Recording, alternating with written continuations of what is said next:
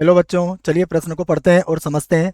14 खिलाड़ियों में से 11 खिलाड़ियों का चयन कितने प्रकार से किया जा सकता है? यदि दो प्रश्न इसमें पूछे गए हैं। पहला प्रश्न है, एक विशेष खिलाड़ी का सदैव चयन किया जाता है।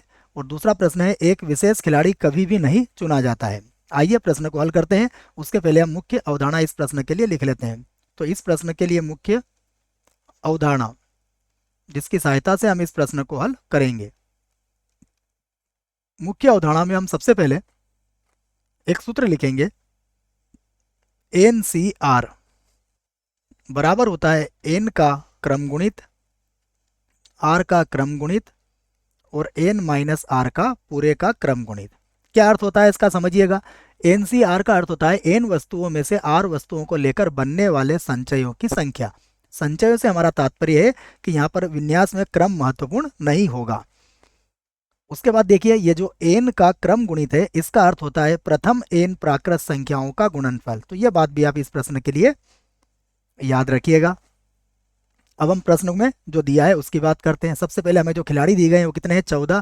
तो हम लिख लेते हैं खिलाड़ियों की संख्या, या कुल खिलाड़ी लिख लेते हैं, ऐसा भी लिख सकते हैं हम। कुल खिलाड़ी, कुल खिलाड़ी हमारे पास कितने हैं? कुल खिलाड़ी है हमारे पास, जैसा कि प्रश्न में कहा गया है, 14। उसके बाद आवश्यक खिलाड़ी, आवश्यक खिलाड़ी, देखिए आवश्यक खिलाड़ी कितने हैं?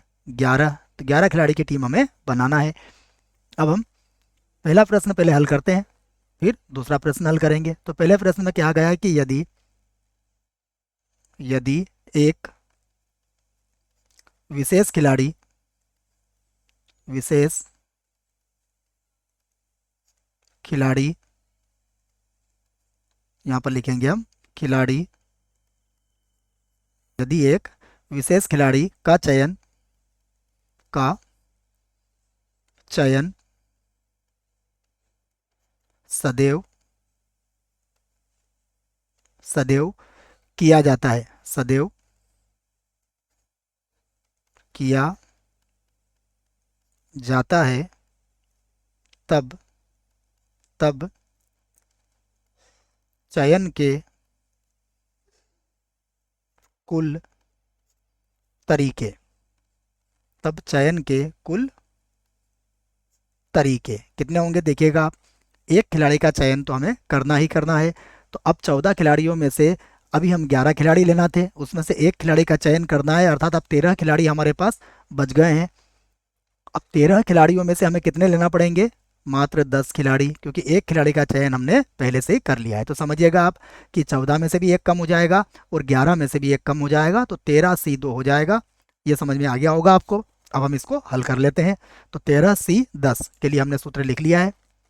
ये होगा 13 का क्रम गुणित बटे में आएगा 10 का क्रम गुणित, और उसके बाद आएगा 13 माइनस 10 और पूरे का हो जाएगा क्रम गुणित। इसे हल करते हैं तो ये होगा 13 गुणा में आ जाएगा 12 गुणा में आ जाएगा 11, उसके बाद लिखेंगे 10 का क्रम गुणित। 10 तक क्यों लिखा है? क्योंकि बटे में है, यह कट जाएगा। यहाँ पर होगा 10 का क्रम गुणित। उसके बाद देखिए, 13 में से यदि 10 को घटाएंगे तो 3 बचेगा। 3 का क्रम गुणित किसके बराबर होता है? 3 गुणा 2 गुणा 1 के बराबर। अब हम इसे हल कर लेते हैं। तो सबसे पहले देखिएगा, 10 के क्रम गुणित से 10 का क्रम गुणित कटेगा। उसके बाद 3 दूना 6 होता है, 6 से आप इसको कितनी बार काट देंगे? 2 बार।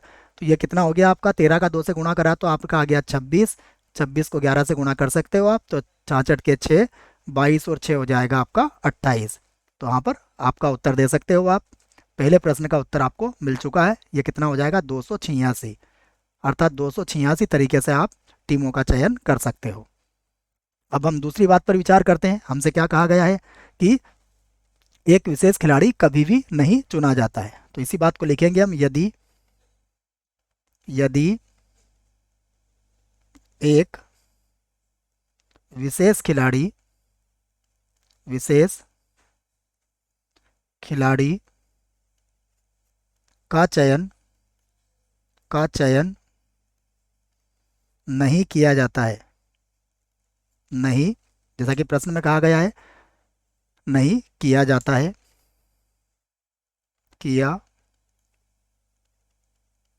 जाता हो, तब तब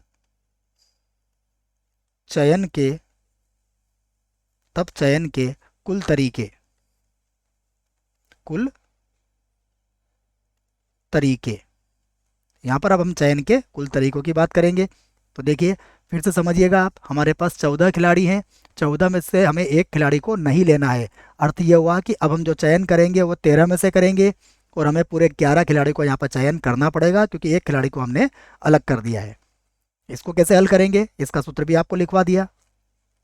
ये होगा 13 का क्रम गुणित, उसके बाद होगा 11 का क्रम गुणित और उसके बाद हो जाएगा 13 माइनस का 11 और इस पूरे का क्रम गुणित। इसे हल कर लेते हैं। देखो तो बराबर 13 के क्रम गुणित को लिखूंगा मैं 13 यहाँ पर गुणा, फिर ये हो जाएगा 12 और गुणा में आ जाएगा 11 का क्रम गुणित।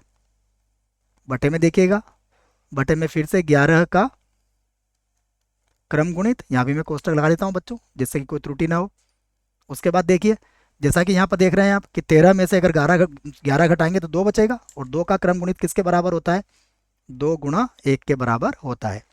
अब यहाँ पर भी जो कट रहा है हम उसे काट लेते हैं। 11 के क्रम गुणित से 11 का क्रम गुणित कट जाएगा और 2 के पाड़े से 12 कितनी बार कट जाएगा, 6 बार। तो 13 का पाड़ा आप 6 बार बोल सकते हैं। देखो 6 का पाड़ा 3 बार बोलोगे तो 18 और ये हो जाएगा 78। तो ये हमारे दोनों ही उत्तर आ चुके हैं। आशा करता हूँ आपको इस प्रश्न का उत्तर समझ में आया होगा। धन्यवाद।